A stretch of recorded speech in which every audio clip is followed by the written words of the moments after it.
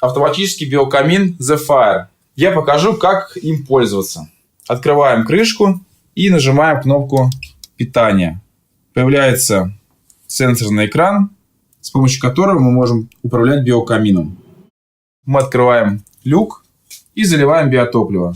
Так как у нас биотоплива сейчас хватает, мы этого делать не будем. Мы видим, что у нас сейчас на 60% заполнен бак.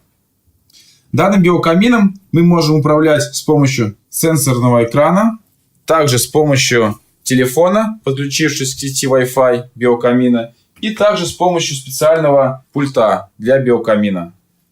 Запущу я биокамин с помощью сенсорного экрана.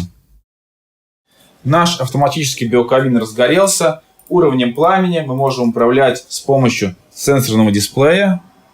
Сейчас мы поставили минимальное пламя и возвращаем к максимальному пламени. Уровень пламени меняется в течение 10 секунд. Уровнем пламени можно управлять с помощью специального пульта и с помощью телефона.